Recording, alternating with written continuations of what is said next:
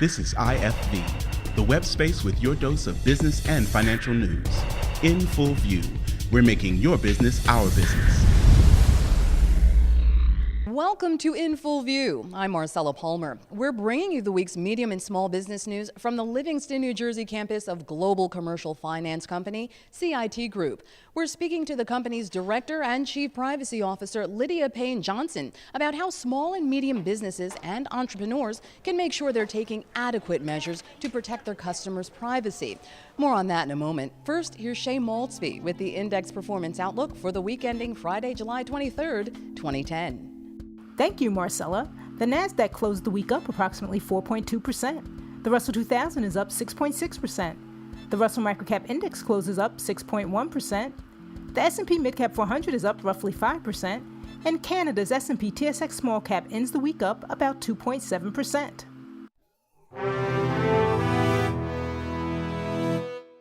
Identity fraud is still on the rise. Entrepreneurs and small and medium businesses are all, to some degree, collecting sensitive customer information. CIPP Group Director and Chief Privacy Officer Lydia Payne-Johnson tells us more about your responsibility as a business owner to have measures in place to protect customers' private information. But I think as a small business owner, whether you are a sole proprietor or whether you are a much larger kind of small business operation, you do have to think about as you collect customer or even prospect information, what are you doing with that information? Where are you keeping it? Are you storing it on your laptop? Are you storing it on an office PC? Are you just putting it on scraps of paper? And how are you securing it? How are you safeguarding it? And so I think that the issue of security and the obligation that a business owner has around securing that data is very high. What you collect generally from a customer is their name, their address, which tends to be public information.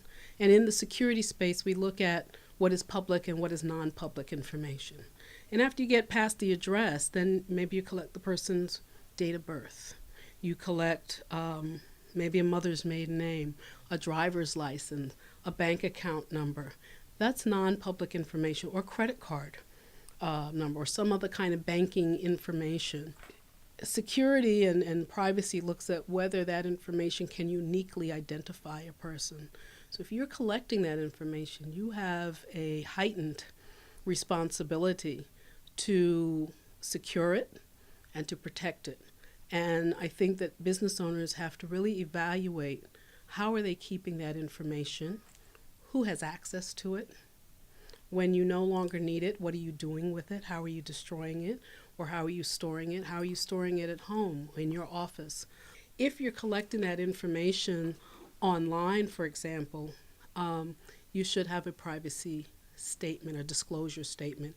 If you are asking the person to put their information into a box, their name, their address, and contact information, I think that, it's a best practice to have a privacy disclosure statement to say to them, we're collecting this, but we are not sharing it with anybody, and we exercise the highest level of confidentiality of your data. We respect your privacy.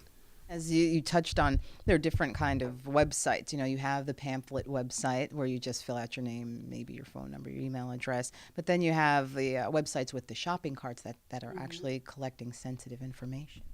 Yes, and the shopping cart type transactional websites are the ones that I think a small business owner really needs to take a good look at.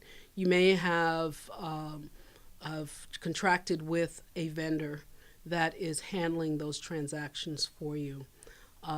In that instance, you're taking in credit card information or other banking information, and whether that information is being secured and whether it is traveling over a secure network is very important. Also, as a small business owner, you have an obligation to manage that vendor.